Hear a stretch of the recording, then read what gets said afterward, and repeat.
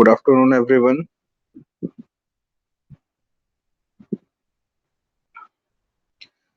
So, principal stress और strain में जो टॉपिक बच गया था, जो कि मोहर सर्कल है, वो हम आज डिस्कस करते हैं।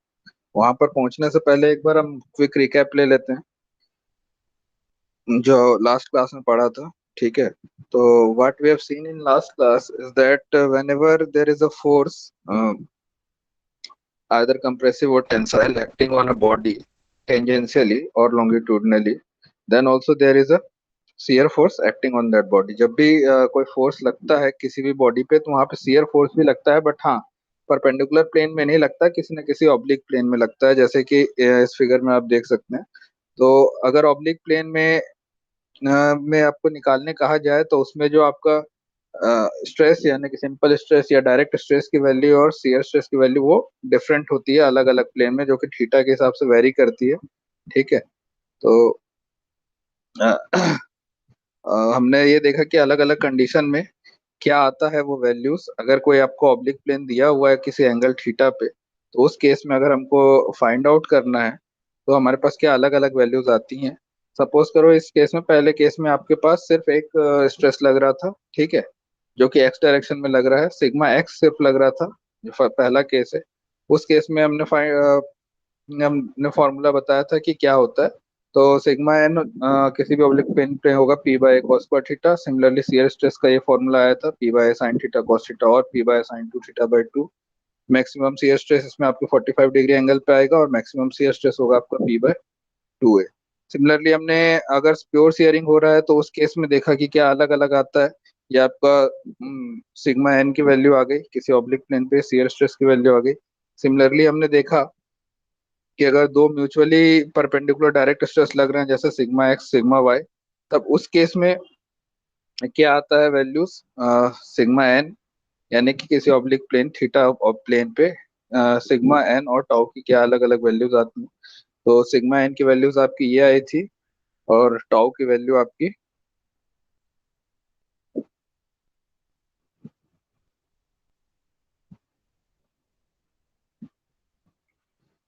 इसमें टाउ की वैल्यू हमने नहीं डिराइव किया था क्या? Wait a second.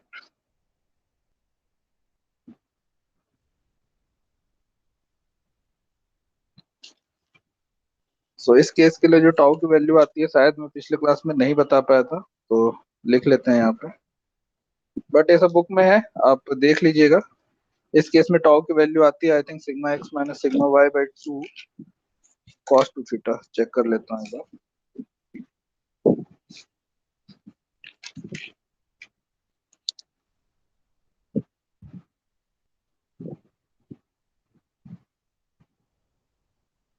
Yes, sigma x minus sigma y by two sine two theta. ठीक है। और टाउ मैक्स इस केस में आता है, आपका साइन टू थीटा वन हो जाएगा, तो टाउ मैक्स आएगा sigma x minus sigma y by two. ठीक है। उसके बाद हमने एक जनरल केस देखा था, जिसमें हमने सारे स्ट्रेस कंसिडर किए थे, यानी कि सिग्मा एन भी, और सिग्मा एक्स भी लग रहा है, सिग्मा वाई भी लग रहा है, टाउ एक्स वाई भी लग रहा है। ठीक है, मतलब सीयर स्ट्रेस भी लग रहा है, लॉन्गिट्यूडनल स्ट्रेस भी लग रहा है, चारों फेसेस पे। उस केस में क्या आता है, तो उसके लिए हमने एक जनरल इक्वेशन डिराइव किया था, जो कि आपका आया था sigma n tau x y sine two theta plus sigma x plus sigma y by two plus sigma x minus sigma y by two cos two theta. और सीयर स्ट्रेस आपका आया था sigma x minus sigma y by two sine two theta minus tau x y cos two theta. फिर इस plane पे हमने देखा था कि एक और जो अपना प्रिंसिपल स्ट्रेस का कॉन्सेप्ट आता है, वो भी है। प्रिंसिपल स्ट्रेस जो होते हैं वो उन प्लेन पे आपके नॉर्मल स्ट्रेस होते हैं जिन प्लेन पे शियर स्ट्रेस नहीं लगता। ठीक है। तो कोई भी अगर आपका फिगर है, जैसे यहाँ पे इस केस में, तो आपके इस प्लेन पे तो शियर स्ट्रेस लग रहा है, in this plane tau x y लग रहा है, इस प्लेन पे भी लग रहा है टाउ एक्स वाई। ठीक है, इन चारों पे लग रहा है। बट कोई ना कोई ऐसा प्लेन होगा जहाँ पे शियर स्ट्रेस जीरो हो जाएगा, तो उस प्लेन पे जो आपकी शियर नॉर्मल स्ट्रेस की वैल्यू आती है, उनको हम प्रिंसिपल स्ट्रेस कहते हैं। ठीक है। जिस जिस प्लेन पे शियर स्ट्रेस की वैल्यू जीरो हो गई, उस प्लेन को हम प्रिंसिपल प्लेन कहते हैं, और उस प्लेन पे लगने वाले नॉर्मल स्ट्रेस को हम प्रिंसिपल स्ट्रेस कहते हैं। ठीक है। ये दो होता है, एक मैक्सिमम होता है, एक मिनिमम होता है। तो ऐसे दो अलग अलग प्लेन आएंगे आपके किसी भी फिगर में, दो अलग अलग एंगल पे। और एक में आपको मैक्सिमम प्रिंसिपल स्ट्रेस मिलेगा और एक में मिनिमम, जिसकी वैल्यू हमने डिस्कस की थी, होता है sigma x plus sigma y by two plus minus root over sigma x minus sigma y by two whole square plus tau x y square. ठीक है, और जिस प्लेन पे वो लगेगा उसको फाइंड आउट करने का था आपका। सपोज करो थीटा पी एंगल वाले प्लेन पे लग रहा है, तो tan 2 theta p would be equal to twice of tau x y upon sigma x minus sigma y. तो आज हम लोग देखते हैं कि इसको दूसरे तरीके से, यानी कि ग्राफिकल मैनर में हम कैसे सॉल्व कर सकते हैं बिना फॉर्मूला लगाए। ठीक है, जस्ट ज्योमेट्रिकली हमको इसको फाइंड आउट करना है। ठीक है, जो आपकी इंजीनियरिंग ड्राइंग की स्किल्स थी उसके थ्रू भी आप फाइंड आउट कर सकते हैं बिना फॉर्मूला लगाए। तो आज हम वो डिस्कस करते हैं। उस ग्राफिकल मेथड का नाम है मोहर सर्कल। गेट पे से रिलेटेड कई बार क्वेश्चंस आते हैं काफी, और आपके सिलेबस में भी है, तो हो सकता है आपको ड्रॉ करने आए, तो आप कंपास, राउंडर, पेंसिल, स्केल ये सब लेके जाइएगा एग्जाम में। अब देखते हैं कि ये कैसे ड्रॉ करते हैं।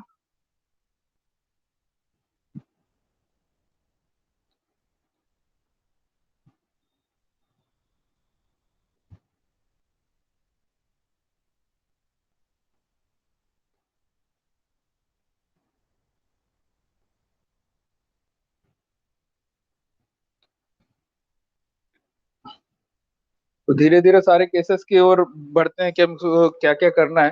फर्स्ट केस ये समझो कि दो लाइक स्ट्रेस दिए हुए हैं, जिसमें आपका सिग्मा एक्स और सिग्मा वाई लग रहा है, और दोनों का नेचर सेम है, सिग्मा एक्स सिग्मा वाई। ठीक है, Mohr circle construction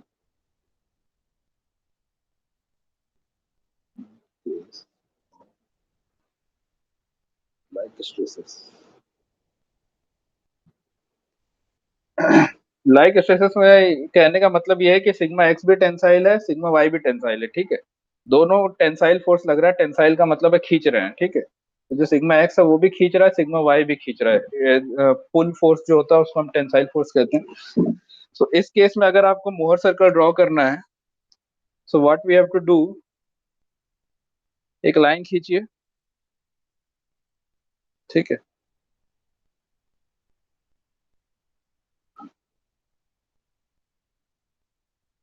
late this point be O. अब इसके बाद आप सुइटेबल स्केल ले लीजिए, जो भी आपको सिग्मा एक्स की वैल्यू दी हुई है। जो मान लो आपको 50 किलो न्यूटन दिया हुआ है। ठीक है, तो आप ये 50 mm ले लो स्केल, मतलब 1 mm equal to 1 kilo newton. उस तरह से आपका क्वेश्चन जो भी है, 50 मेगा न्यूटन दिया हुआ है, तो आप 1 mega newton equal to 1 mm लेकर के इस तरह से सॉल्व कर सकते हैं। यानी कि आपका जो भी दिया हुआ है, जैसे सिग्मा एक्स इस केस में सपोज कर 50 दिया होता, तो आप 50 mm दूरी पर एक पॉइंट बना लो ओ से। इस केस में मैं इसको सिग्मा एक्स ही कहूंगा। ठीक है, तो मैंने ओ से लेकर के एल तक सिग्मा एक्स डिस्टेंस ले लिया। ठीक, सिमिलरली हम एक और डिस्टेंस लेंगे जो कि होगा सिग्मा वाई, उसको हम नेम कर देते हैं एम। ये आपको दो पॉइंट मिल गया। अब एम एल आपके मोहर सर्कल का डायमीटर है।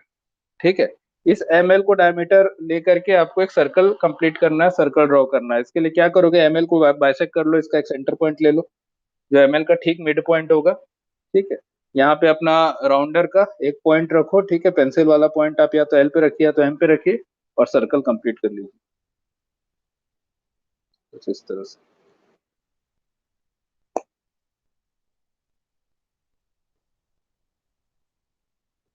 तो ये आपकी गिवन कंडीशन के लिए मोहर सर्कल हो गया। दूसरा आपको एंगल दिया होगा थीटा, तो आपको टू थीटा एंगल से, अगर थीटा आपको 45 दिया है तो 90, थीटा 30 दिया है तो 60 डिग्री, जो भी है, एक एंगल आपको लेना है यहाँ से। That would be measuring 2 theta. ठीक है, ये एंगल आपका होगा 2 थीटा। इस मिड पॉइंट को या सेंटर ऑफ द सर्कल को हमने नेमिंग कर दिया एन।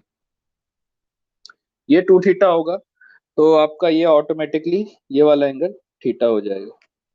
क्यों थीटा हो जाएगा, क्योंकि देखिए ये वाला एंगल आपका 180 माइनस 2 थीटा हो गया। ठीक है, अब एम एन मतलब एम एन और इसको सपोज करो मैंने पी नेम दे दिया, एम एन और एन पी दोनों रेडियस है तो एक आइसोसेलेस ट्रायंगल हो जाएगा।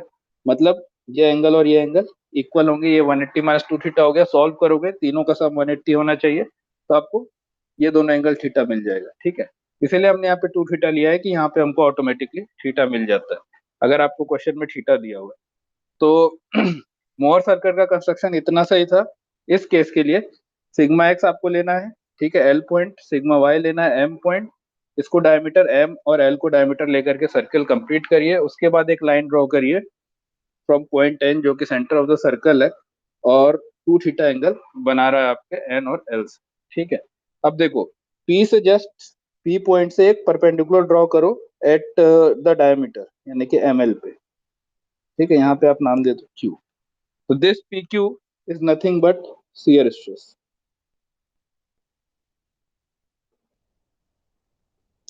ओके, अब और ओ से लेकर के क्यू तक,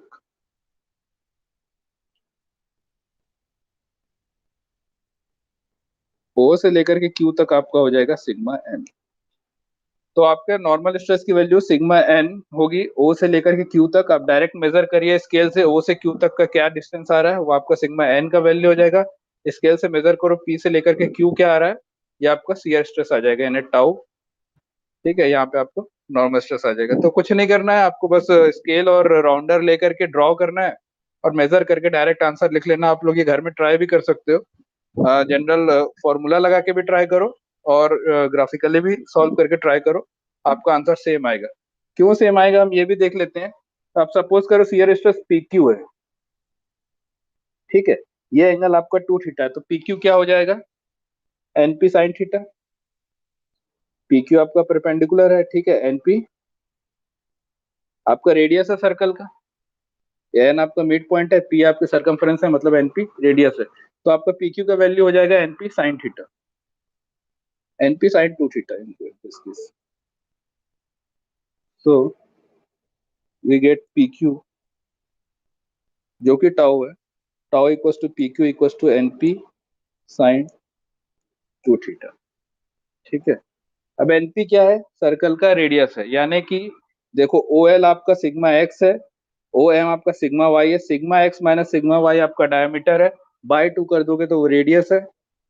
sigma x minus sigma y आपका डायमीटर हो गया, ठीक है ना। ओ से लेकर के एल, ओ एल से अगर आप ओ एम माइनस कर दोगे तो आपको एम एल डायमीटर मिलता है, और इस डायमीटर का हाफ कर दोगे तो आपको मिलेगा रेडियस, यानी कि NP would be equal to sigma x minus sigma y by two, NP जो कि रेडियस है एंड साइन टू थीटा। तो ये ऑटोमेटिकली आपका शियर स्ट्रेस का फॉर्मूला आ गया है ना, जो हमने ऊपर डिराइव किया था, यानी जो अभी देख रहे थे हम थोड़ी देर पहले, टाउ का उस कंडीशन में क्या वैल्यू आता है, तो सेम यही वैल्यू आया था। तो मोहर सर्कल ड्रॉ करने से इसलिए आपका आंसर सही आएगा क्योंकि ये फॉर्मूला ठीक बैठ रहा है सर्कल को बनाने से। सिमिलरली मैं सिग्मा एन भी देख लेता हूँ क्या आता है। So in this case sigma N मैंने कहा ओ क्यू, ओ क्यू को हम अगर दो पार्ट में तोड़े तो ये हो जाएगा O N plus N Q. ठीक है, so sigma n equals to O Q which will be equal to O N plus N Q. अब ओ एन क्या है, ओ से लेकर के एन, ओ एम आपका सिग्मा वाई है, M N radius of the circle है, ठीक है, यानी कि sigma y plus radius of the circle आपका ओ एन आ जाएगा। तो सिग्मा वाई प्लस आपने रेडियस ही फाइंड आउट कर ही लिया, sigma x minus sigma y by two, sigma x minus sigma y by two plus N Q. N Q क्या होगा, radius of the circle P N cos two theta. इस P N को cos two theta आप horizontal में resolve करोगे तो P N cos two theta ही आपका होगा एन क्यू। तो एन क्यू को हम लिख देते हैं, P N cos two theta लिखूं या रेडियस कॉस टू थीटा लिख देता हूँ, ठीक है, और रेडियस आपको पता है sigma x minus sigma y by two cos two theta. ये हम सॉल्व करेंगे, आपका sigma x plus sigma y by two आ जाएगा,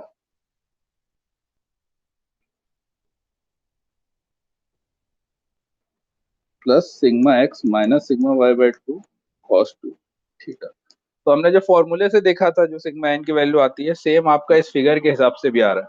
सो O Q would be your normal stress, क्योंकि जो फॉर्मूला होता है वही आप यहाँ पे भी देख देख सकते हैं कि सेम वही आ रहा है वैल्यू OQ का भी। So this will give you the actual solution without solving it. Just आप पेन और पेंसिल लीजिए और जो जो मेजरमेंट दिया उस मेजरमेंट को ले करके आप सर्कल ड्रॉ करके जब आप PQ को मेजर कर लोगे और OQ को मेजर कर लोगे तो आपको ऐसे ही नेचुरली सिग्मा एन और शियर स्ट्रेस की वैल्यू मिल जाएगी। ठीक है, अब सेकंड केस देखते हैं अनलाइक स्ट्रेस। मतलब अगर ये सिग्मा एक्स आपका टेंसाइल और सिग्मा वाई मान लो कंप्रेसिव दिया हुआ है, तो लेट्स सी उस केस में क्या होता है। सेकंड केस, किसी को कुछ डाउट है तो बीच में वो अनम्यूट करके पूछ सकता है। ठीक है, कहीं पे भी डाउट हो रहा है चुप मत रहना, चुप रह के और कंफ्यूजन बढ़ेगा ही। कहीं पे भी डाउट हो रहा है पूछ लो, भले सिली डाउट ही हो पूछ लो।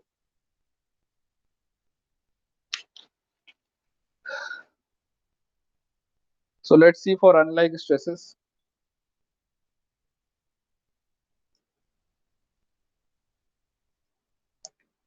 अच्छा, एक और चीज इसमें, अब ये जैसे आपको ये पता करना है कि मैक्सिमम शियर स्ट्रेस कितना हो सकता है। आप ये देख रहे हो कि PQ आपका शियर स्ट्रेस आ रहा है, ये PQ मैक्सिमम कब हो सकता है, जब ये P खिसक करके यहाँ पे आ जाए N के ठीक ऊपर, यानी कि रेडियस के बराबर। इसको मैं डॉटेड लाइन से या कलर चेंज कर देता हूँ।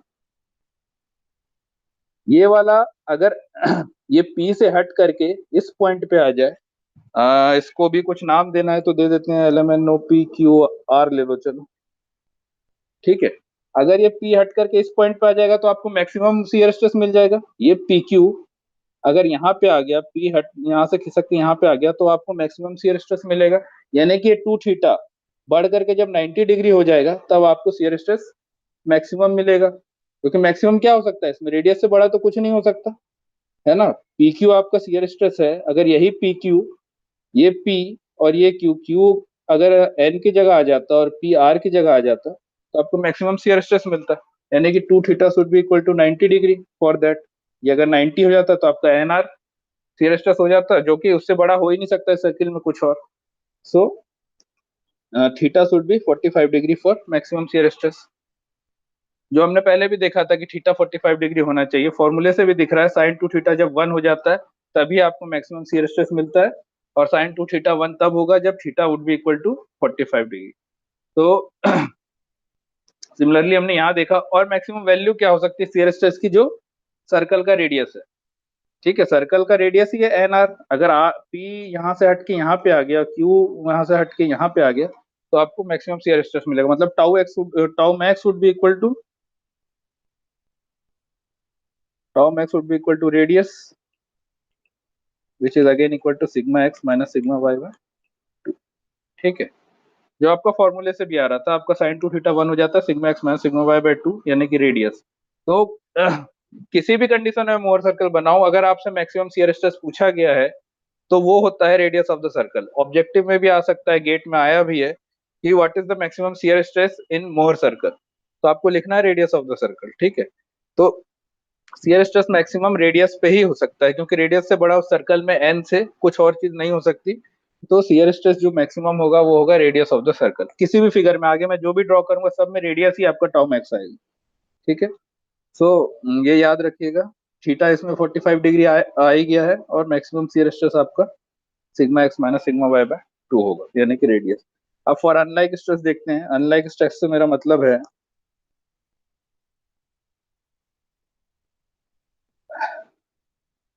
ये आपका सिग्मा एक्स है, ठीक है, सिग्मा वाई इस तरह से, यानी अब ये plus sigma y minus sigma y हो गया, क्योंकि ये कंप्रेसिव हो गया। अगर इसको आप प्लस ले रहे हो तो इसको माइनस लेना है। तो इसमें हम मोर सर्कल कैसे ड्रॉ करते हैं, तो हम सेम चीज करेंगे, बस एक छोटा सा डिफरेंस आएगा। ये वाई एक्सिस ले लो, इसको एक्स एक्सिस ले लो। ठीक है, सिग्मा एक्स तो हम वैसे ही मेजर करेंगे जो कि हमारा पॉइंट आया था L। ठीक है, यहाँ से यहाँ तक आपका सिग्मा एक्स है। अब सिग्मा वाई लेना है तो आपको एक्सिस के इस साइड लेना है, माइनस डायरेक्शन में, क्योंकि सिग्मा वाई आपका कंप्रेसिव है। तो सिग्मा वाई आप M इस साइड ले लो। ठीक है, और ये हो जाएगा आपका सिग्मा वाई। ठीक, अब बस वही है, ML आपका डायामीटर है, फिर इसको आप बाइसेक्ट करिए, एक मिड पॉइंट ले लीजिए N। अब इस पे आपको सर्कल ड्रॉ करना है इसको डायमीटर लेकर। तो चेंज बस इतना आया कि एक्सिस के इस तरफ आ गया सिग्मा वाई, क्योंकि वो कंप्रेसिव नेचर का था, यानी कि हमको नेगेटिव डायरेक्शन में लेना होगा। ठीक है, अब फिर आप फॉर्मूला डिराइव करोगे, फिर सेम आ जाएगा, मैं करके दिखा देता हूँ।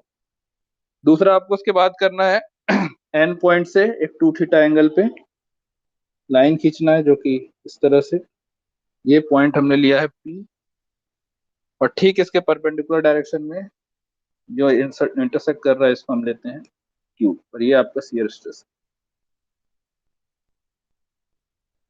इस केस में हम शियर स्ट्रेस और सिग्मा एन की वैल्यू फाइंड आउट करते हैं। इस केस में भी आपका सिग्मा एन जो होगा ओ क्यू ही होगा, यानी कि ये। ठीक है, पिछले केस में भी ओ क्यू हो रहा था, ओ से लेकर के क्यू तक, इस केस में भी ओ से लेकर के क्यू तक ही होगा। ठीक है, बस ये हो गया कि ओ के डिफरेंट साइड में, यानी ओ के लेफ्ट साइड में एम आ गया है, उसमें आपका ओ के राइट साइड में ही दोनों था। अब देखते हैं इस केस में आपका क्या आता है, शियर स्ट्रेस और सिग्मा एन की वैल्यू। सो शियर स्ट्रेस इस केस में भी देखो, shear stress maximum radius of the circle ही होगा, ये पी जब इधर आ जाएगा। ठीक है, तो ये वाला जो अगर आपका हो जाएगा तो वो मैक्सिमम हो जाएगा। ठीक है, तो अभी पहले तो हम रेडियस ऑफ द इस सर्कल का रेडियस फाइंड आउट करते हैं कि कितना आएगा इसका रेडियस। ठीक है, so what will be the radius of this circle? Diameter क्या होगा, ml, और डायमीटर किसके बराबर है, उस केस में sigma x minus sigma y हो रहा था, इस केस में sigma x plus sigma y होगा। तो radius of the circle would be equal to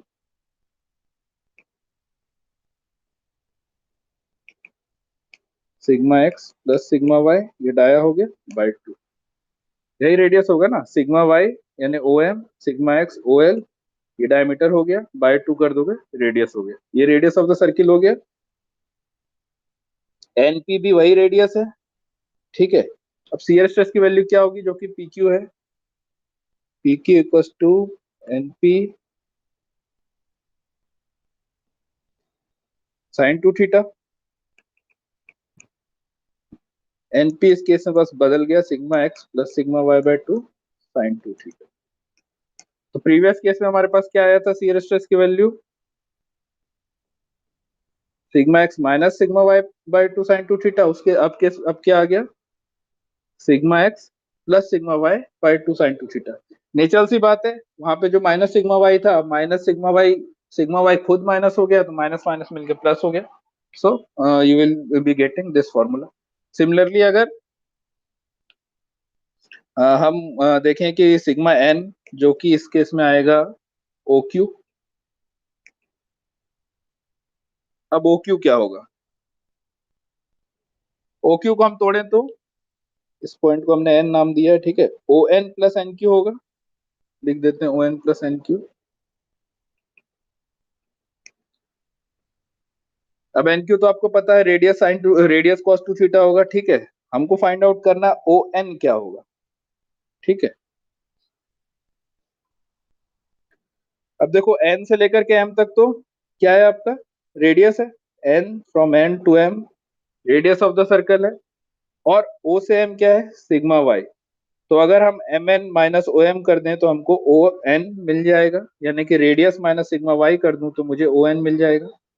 M से लेकर के एन तक आपका रेडियस है, हमको फाइंड आउट करना ओ एन, तो ओ एन क्या होगा, M N minus M O. ठीक है, यानी कि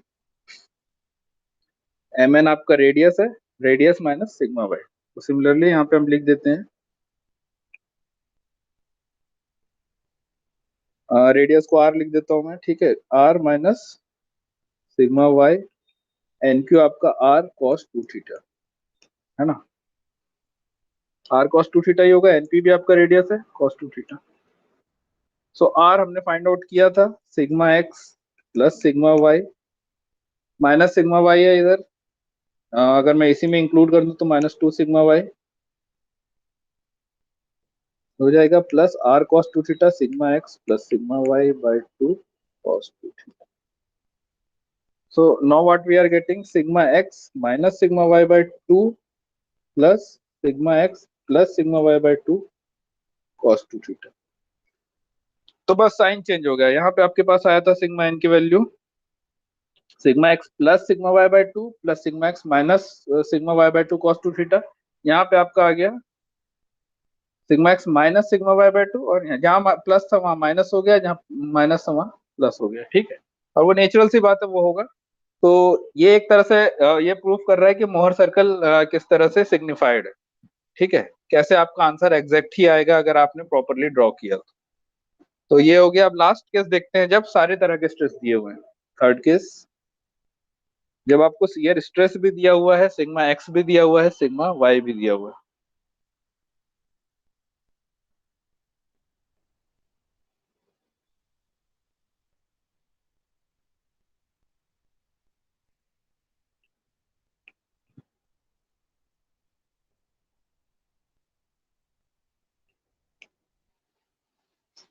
देखो इस केस में मैं प्रिंसिपल स्ट्रेसेस कहाँ होंगे नहीं इसलिए नहीं बता रहा हूँ, क्योंकि क्वाइट नेचुरल है कि ये आपका कौन कौन से पे होगा, 0 डिग्री पे और 90 डिग्री पे।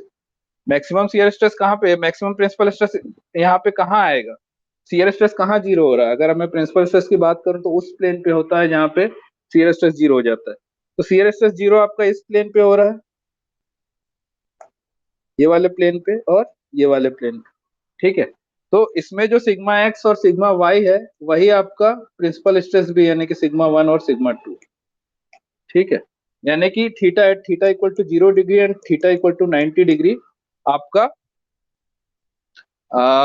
जो प्रिंसिपल स्ट्रेस आएगा, थीटा जीरो और थीटा 90 पे शियर स्ट्रेस जीरो हो जा रहा है। और आप फॉर्मूले में भी डाल के देख सकते हो, शियर स्ट्रेस का फॉर्मूला इसमें आपका आया sigma x plus sigma y by two sine two theta. अगर आप जीरो डालो तो साइन जीरो जीरो होता है, शियर स्ट्रेस जीरो हो गया, ठीक है। और अगर आपने यहाँ पे थीटा इक्वल टू 90 किया, साइन 180 अगेन फिर जीरो हो गया। तो आपका टाउ इन दोनों केस में एट 0 डिग्री और एट 90 डिग्री जीरो आ रहा है। मतलब इन दो एंगल पे आपको प्रिंसिपल स्ट्रेसेस मिलेंगे, और जो की वैल्यू होगी सिग्मा एक्स और सिग्मा वाई के बराबर। तो इसमें हमको प्रिंसिपल स्ट्रेस डिस्कस करने की जरूरत ही नहीं है, क्योंकि सिग्मा एक्स और सिग्मा वाई ही प्रिंसिपल स्ट्रेस है इसमें। बट हाँ, अभी जो हम केस डिस्कस कर रहे हैं यहाँ पे आपका टाउ एक्स वाई भी लग रहा है।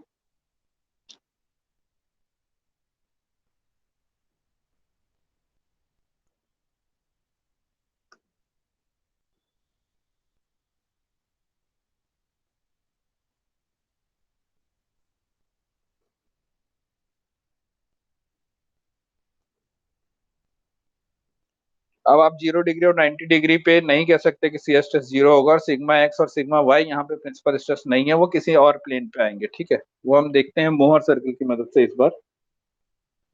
इस केस में आपको क्या करना है, शुरुआत के स्टेप्स कॉमन है। आपको एक लाइन खींचनी है हॉरिजॉन्टल, एक पॉइंट ले लो जीरो, ऑरिजिन यानी कि ये आपका वाई एक्सिस हो गया, एक्स एक्सिस हो गया, ठीक है। अब सेम आप एक पॉइंट लीजिए एल, ये आपका हो जाएगा सिग्मा एक्स के बराबर। दूसरा एम पॉइंट जो क्या हो गया आपका सिग्मा वाई के बराबर। यहाँ तक सब ठीक है। अब इसमें आपको एक चीज और दे दिया गया है जो कि है शियर स्ट्रेस यानी कि टाउ एक्स वाई। तो आपको एक परपेंडिकुलर लाइन खींचना है एम से ऊपर की तरफ, इसको एस नाम दे दो, और एल से नीचे की तरफ इसको नाम दे दो आप टी, ठीक है। और ये लाइन आपका टाउ एक्स वाई के बराबर है, M S equal to L T equal to tau x y. अब आपको टाउ एक्स वाई भी कंसिडर करना है, क्योंकि आपको क्वेश्चन में दिया हुआ है। तो ये जो मैंने दो, पहले तो आपने सिग्मा एक्स और सिग्मा वाई ले लिया, अब आपको टाउ एक्स वाई भी कंसिडर करना है, यानी कि शियर स्ट्रेस भी। तो आप एम से एक वर्टिकल लाइन खींचिए ऊपर की तरफ, एम एस, जो कि आपका टाउ एक्स वाई के बराबर होगा। और एल से एक नीचे डाउनवर्ड लाइन खींचिए जो टाउ एक्स वाई के बराबर होगा, एल टी, ठीक है। अब इस एस और टी को ज्वाइन कर दो,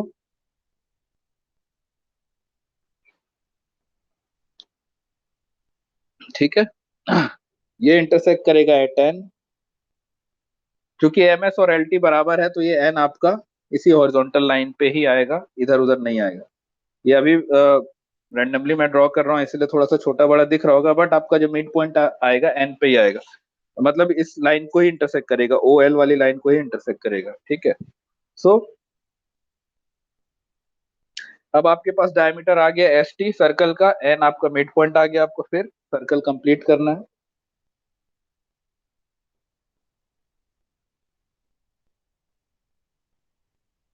इस तरह से। तो इस कंडीशन के लिए मोहर सर्कल आपका ये हो गया। अब आते हैं एंगल पे। अब आपको जो एस टी वाली लाइन है इससे एंगल मेजर करना है, हॉरिजॉन्टल लाइन से नहीं मेजर करना। ओ एल से आप मत मेजर करिए, आपको मेजर करना है कहाँ से, एस से, एस टी से टू थीटा। मतलब अगर मैं एक लाइन खींचू इस तरह का टी, ठीक है, तो ये वाला एंगल टू थीटा है, करेक्ट है। तो आपको एस टी से एक टू थीटा एंगल पे लाइन ड्रॉ करनी है एन पी। ओके। अब फिर सेम प्रोसेस है, आप पी से एक वर्टिकल लाइन ड्रॉ करिए जो कि क्यू पे आके इंटरसेक्ट हो रही है, राइट। अब आपका ये पी क्यू शियर स्ट्रेस है इस केस में, tau equal to shear stress जो कि हमने पी क्यू से दिखाया है, एंड ओ क्यू आपका हो जाएगा सिग्मा एन। सारे मेजरमेंट्स को लेकर के आपको सर्किल ड्रॉ कर लेना है, आपके पास ऑटोमेटिकली सारे आंसर आ जाएंगे। ये जो सर्किल जहाँ पे हॉरिजॉन्टल लाइन को यानी एक्स एक्सिस को इंटरसेक्ट कर रहा है उसको हमने दो पॉइंट दे देता है यू और दे दिया यू और वी, ठीक है। अब बात आती है प्रिंसिपल स्ट्रेसेस की। तो प्रिंसिपल स्ट्रेसेस इसमें दो आएंगे। यहाँ पे देखो आपका सर्किल किस किस पॉइंट पे इंटरसेक्ट कर रहा था, सिग्मा एक्स पे और सिग्मा वाई पे। तो ओ एम ही आपका मिनिमम प्रिंसिपल स्ट्रेस था और O L maximum principal stress, क्योंकि ये एंड पॉइंट्स दोनों एक ही थे। बट इस केस में ऐसा नहीं है, आपने सर्कल ड्रॉ किया एम और एल को लेकर के। सर्कल थोड़ा सा, एक मिनट,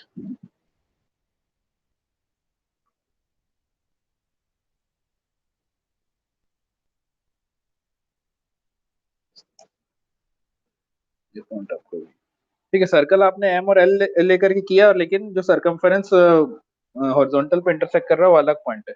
तो इस केस में जो आपके प्रिंसिपल स्ट्रेसेस आएंगे ये होगा आपका सिग्मा टू, और ओ से लेकर के वी तक होगा आपका सिग्मा वन। यानी मैक्सिमम प्रिंसिपल स्ट्रेस आपका आएगा ओ वी, और मिनिमम प्रिंसिपल स्ट्रेस आएगा ओ से लेकर के यू तक सिग्मा, जिसको हम सिग्मा टू कहते हैं मिनिमम प्रिंसिपल स्ट्रेस, ठीक है। अगर आप इसका फॉर्मूला डिराइव करना चाहो तो वो फिर से सेम आ जाएगा, ठीक है। अगर आप चाहते हैं तो मैं डिराइव कर देता हूँ, कुछ डिराइव करके दिखा देता हूँ कि कैसे सेम आ रहा है, और बाकी आप खुद भी देख सकते हो। सिग्मा वन सिग्मा टू के जो हमने डिस्कस किया था वो वही आएगा जो इस फिगर से आएगा।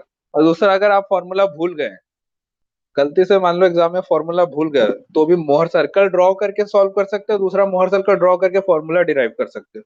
अब जैसे इस केस में मैं अगर भूल गया कि सिग्मा एन क्या होता है, अब मुझे फाइंड आउट करना है सिग्मा एन क्या होता है फॉर्मूला, तो ये इस फिगर के हिसाब से पता है O Q would be sigma n. Let's see क्या आता क्या है sigma n. O N would be equal to O Q, O Q is equal to O N plus N Q.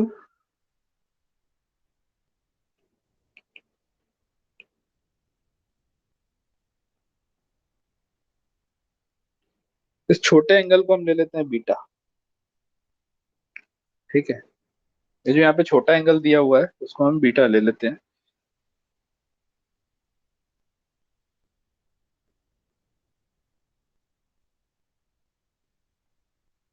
अब इस बीटा से हमको दो चीजें पता चलेंगी,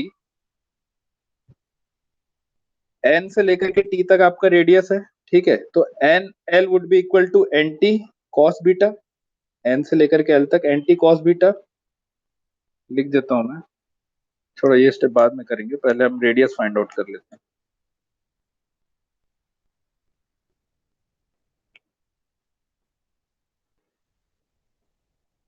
इस एंगल को मैंने बीटा ले लिया, ठीक है। अब हम फाइंड आउट करते हैं ये एन से लेकर के एल तक की वैल्यू क्या आएगी।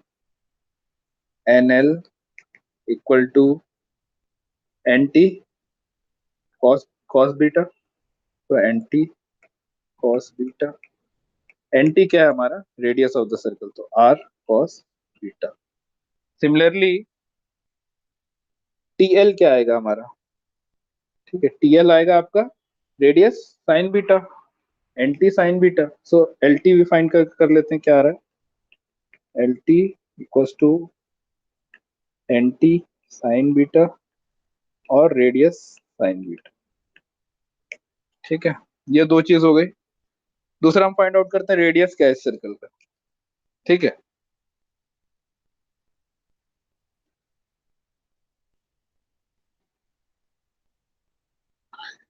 इस सर्कल का रेडियस है आपका एन टी, एन से लेकर के टी तक। एन टी आपका हाइपोटेन्यूज है, एन एल आपका बेस है, एल टी परपेंडिकुलर है, so N T equal to N L square plus L T square. R equal to N T equal to N L square plus L T square root over N L square plus L T square. ठीक है ना, N T आपका radius है, so base square plus perpendicular square का root over हम लेंगे तो आपको रेडियस की वैल्यू आ जाएगी। अब एन एल क्या है, N L, N L is nothing but sigma x minus sigma y by two. O से लेकर के एल तक सिग्मा एक्स है, इससे तुम सिग्मा वाई माइनस कर दोगे ओ ओ एम, तो आपको मिल जाएगा M L, M L divided by two कर दोगे तो आपको मिल जाएगा एन एल। ठीक है, फिर से एक बार देख लो, आपको फाइंड आउट करना है ये एन पॉइंट और एल पॉइंट। ठीक है, एन एल कितना होगा, एन एल क्या होगा, ओ से लेकर एल, एल जो कि सिग्मा एक्स है, माइनस ओ से लेकर के एम जो कि सिग्मा वाई है, तो sigma x minus sigma y हो जाएगा आपका एम एल। ठीक है, बाय टू कर दूंगा तो मुझे मिल जाएगा N L. So N L is sigma x minus sigma y by two, sigma x minus sigma y by two whole square. अब एल टी क्या है, ये एल टी और एम एस क्या है, ये एल टी या एम एस क्या चीज है, टाउ एक्स वाई है ना, टाउ एक्स वाई का ही मेजरमेंट तो लेकर के हमने इसको ड्रॉ किया है, एम एस और L T, so it is tau x Y.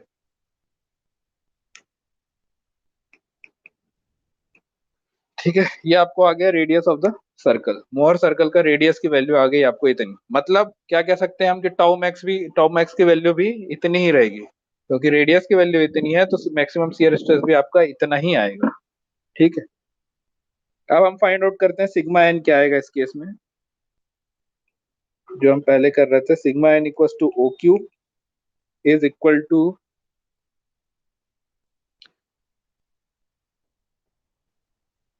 ओ से लेकर के क्यू की बात कर रहे हैं हम, ओ से लेकर के क्यू की, यानी कि O N plus N Q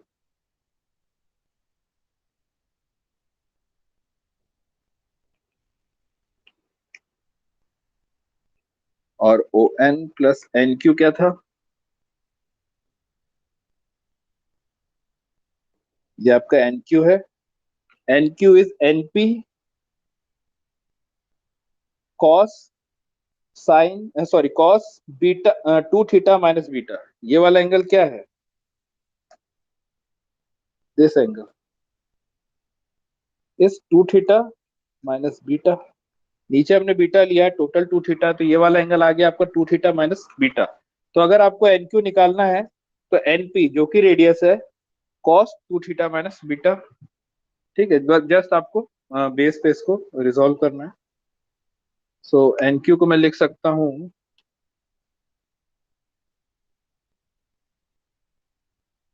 R cos two theta minus beta. ठीक है, और इसको हम फर्दर सॉल्व करें, O N plus R cos two theta cos beta minus R sine two theta sine beta. ठीक है, कॉस ए माइनस बी का formula लगाया सीधे, cos A cos B minus sine A sine B. ठीक, so इसको आप आगे और सॉल्व करो, हमने ऊपर देखा था बीटा का जब हमने फाइंड आउट किया था, प्लस हो जाएगा ना सर? क्या सर चीज, बीच में प्लस होगा ना, cos A minus B cos A cos B plus sign A sine B होता है। Okay sorry. ठीक है, हाँ, तो अब जब हम ऊपर देख रहे थे तो आपको आर कॉस बीटा क्या आया था, एनएल, ठीक है। ये हमने ऊपर ही देखा है जब हम बीटा के टर्म्स में रिजॉल्व कर रहे थे यहाँ पे, तो आपका आर कॉस बीटा एनएल की वैल्यू आई थी, ठीक है। तो हम सिमिलरली यहाँ पे रिप्लेस कर देते हैं आर कॉस बीटा को एनएल कॉस टू थीटा इस केस में। सिमिलरली आर साइन थीटा भी हमने ऊपर देखा, आर साइन बीटा भी हमने ऊपर देखा क्या आया, R sine beta L T आया। तो आर साइन बीटा को हम एल टी से रिप्लेस कर देते हैं, तो plus L T sign to beta, ठीक है। यहां तक आ गया। ओ एन क्या है,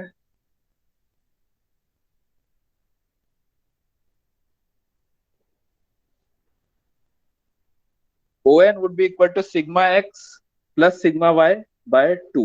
क्यों, देखो O N would be equal to O M plus sigma M N. Y, sigma y plus sigma x minus sigma y by two करेंगे तो वो आ जाएगा हाँ, plus. Sigma x plus sigma y by two आ जाएगा। सबको clear है, बताने की जरूरत तो नहीं है, करके देख लेना, वो उतना ही आएगा, ठीक है। So O N would be equal to sigma x plus sigma y by two plus N L would be similarly sigma x minus sigma y by two. हम करके देख भी चुके हैं, ये एन एल की value sigma x minus sigma y by two है,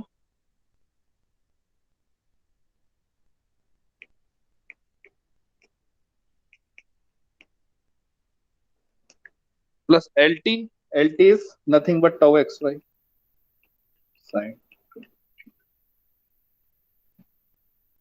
ये आपका L T tau x y वही मेजर किया था। तो देखो जो हमने पिछला वाला अगर आप खोल के देखेंगे तो जो फॉर्मूला आया था सिग्मा एन का, वही आपका इस मोहर सर्कल से भी आ गया। Similarly sigma one sigma to कुछ भी आप डिराइव कर लो इस सर्कल से, ठीक है। एक बार डिराइव करके देख लेना तो एग्जाम में डिराइव करना समझ में आ जाएगा अगर फॉर्मूला भूल गए तो। हालांकि इतना करने की जरूरत नहीं है, डायरेक्ट ड्रॉ करके आप सॉल्व कर सकते हो, फॉर्मूला याद भी हो जाएगा, कोई कॉम्प्लेक्स फॉर्मूला नहीं है। बाय चांस दोनों ही चीज नहीं हो रही है, टाइम है आपके पास, तो सर्कल ड्रॉ करके आप फॉर्मूला डिराइव भी कर सकते हैं कि कहाँ से या कितना आएगा, ठीक है। तो यही मोहर सर्कल था आपका। तो आपके पास क्वेश्चन सॉल्व करने के दो तरीके हैं, एक ग्राफिकल मेथड है, एक मोहर सर्कल मेथड है, ठीक है। आप जो प्रेफर करना चाहें एग्जाम में कर सकते हैं, दोनों ही सही है, दोनों में ही मार्क्स मिलेगा। फॉर्मूला से सॉल्व करो, जल्दी सॉल्व हो जाएगा, टाइम बचेगा। और आपको थोड़ा कॉम्प्लेक्स करना है तो आप मोहर सर्कल से सॉल्व कर सकते हो। और कॉम्प्लेक्स करना है तो मोहर सर्कल ड्रॉ करके फॉर्मूला डिराइव करो, उसके बाद सॉल्व करो। आपके पास बहुत सारे मेथड है, ठीक है। कई बार क्वेश्चन में आ सकता है कि सॉल्व यूजिंग मोहर सर्कल, तब आपके पास कोई ऑप्शन नहीं है, आपको मोहर सर्कल ड्रॉ करके सॉल्व करना पड़ेगा। सो किसी को कोई डाउट है इसमें? ड्रॉ करना बहुत आसान है, ठीक है। जो कॉम्प्लेक्स चीज कर रहा था वो डिराइव करना था, वो भी एक आध बार करोगे तो इजीली हो जाएगा। तो कोई डाउट अगर नहीं है तो क्लास एंड करते हैं यहाँ पे। है किसी को डाउट? No sir. नो। ठीक है, और इसके जो न्यूमेरिकल्स हैं देखो डायरेक्ट फॉर्मूला बेस है, सिग्मा एक्स सिग्मा वाई और टाउ एक्स वाई की वैल्यू दी रहेगी आपको, sigma one sigma two sigma n और टाउ निकालना रहता है। डायरेक्ट फॉर्मूला बेस है, किसी में कुछ दिमाग नहीं लगाना, दो पांच क्वेश्चन करके देख लेना, ठीक है। तो इसमें मेरा जरूरत नहीं लगता कि मैं कुछ करवाऊं, इसमें सिर्फ फॉर्मूला देख करके कैलकुलेट करके आंसर डालना है, तो उसमें करवाने की कोई जरूरत नहीं। आप लोग खुद से प्रैक्टिस भले करना चाहें तो कर लीजिएगा, ठीक है। और अटेंडेंस है लिंक में, जो लोग कर चुका है ठीक है, जो नहीं किए 2 मिनट के अंदर उसमें अपना डिटेल्स डाल दो और मीटिंग एंड कर सकते हैं आप।